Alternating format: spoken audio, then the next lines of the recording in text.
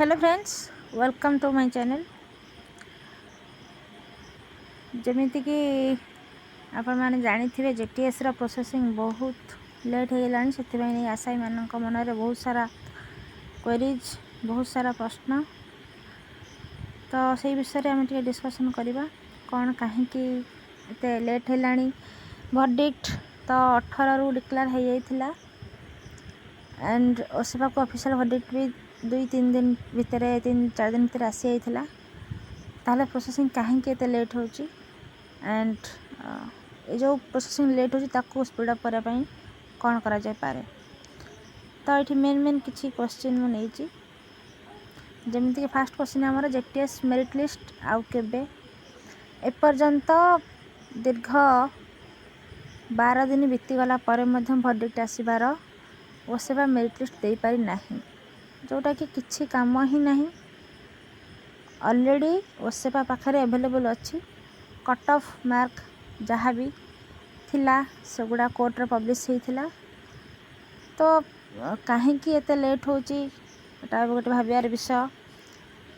कौन इंटेंशन अच्छी ओसेपार सेटा भी संदेह घेर वर्तमान, कारण जहाँ गोटे तो इनफॉरमेशन आसीथिला कि जेहेतु न्यू गवर्नमेंट फॉर्म होती एत गुड़ा पोस्ट तो गवर्नमेंट ऑर्डर न आसला करें एवं गवर्नमेंट ऑर्डर आसी सारी तेबे कहीं लेट होची सबू कम जदि सरी ताहले लेटर कारण कौन ये जो अहेतुक विलंब देखा ना एपर्यंत मेरिट लिस्ट आसी पारिची ताले ओसेपा करुची कौन आ कहीं विलंब या पछर रहस्य कौन। निहाती या पछरे हो पारे कर्मचारी मानकर ऑफिसर्स मानकर अपारगता किंबा अवहेला या छड़ा किसी कारण न हो पारे, कारण जहाँ कि माननीय हाईकोर्ट का ऑर्डर अच्छी से हिसाब से स्टेटमेंट जीति सारी। तो जो लिस्ट बाहर थिला जो मार्क हिसाब से कट ऑफ हिसाब से पिला माने लिस्ट आसी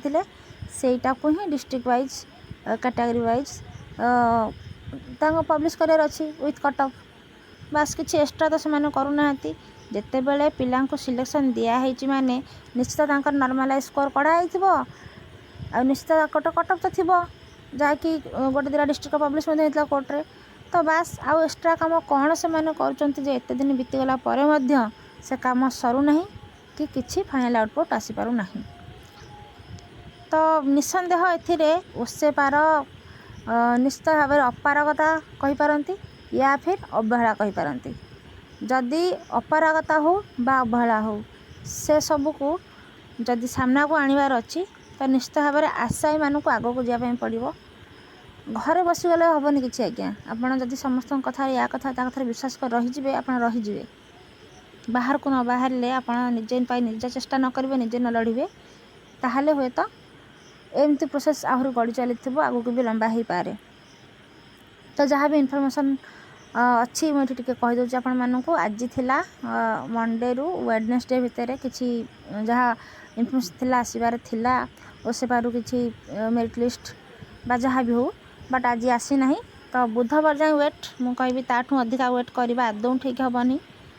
जदि बुधवार सुधा किसी भी अपडेट न आसुची आपण माने डेफिनेटली ओसेपा जातु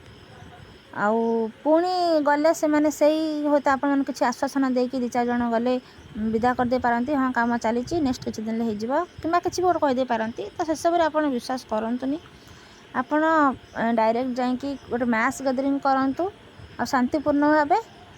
किसी मीडिया हाउस आम जो मैंने फ्रंट लाइन अच्छा से डाकिकी आपणकर अभियोग जनातु घटना को आप मीडिया सामना को आणतु। तापर हुए तो आमर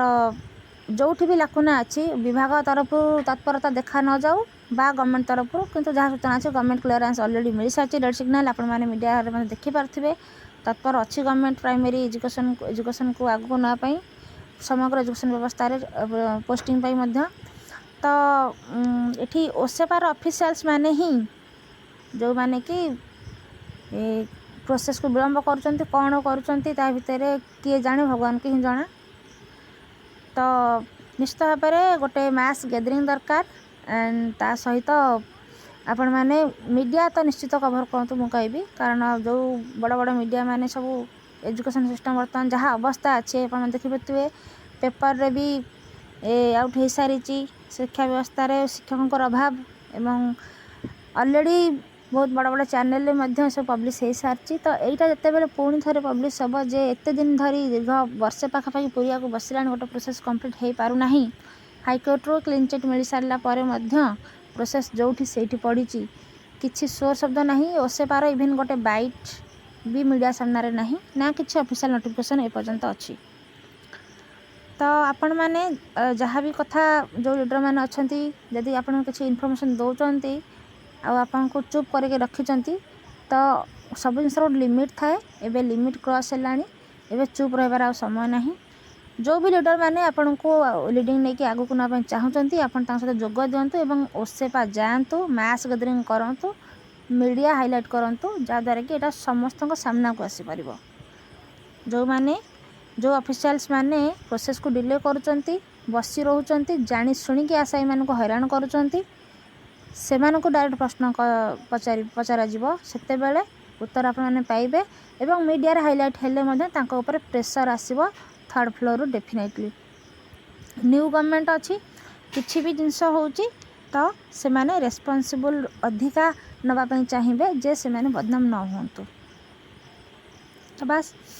एतिक ही कहवाई चाहिए आपण मैंने घरे बसी रुहतुनि बुधवार सुधा जब किसी इनफॉरमेशन न आसूची आपण मैंने जातु एवं निज प्रतिवाद जनातु।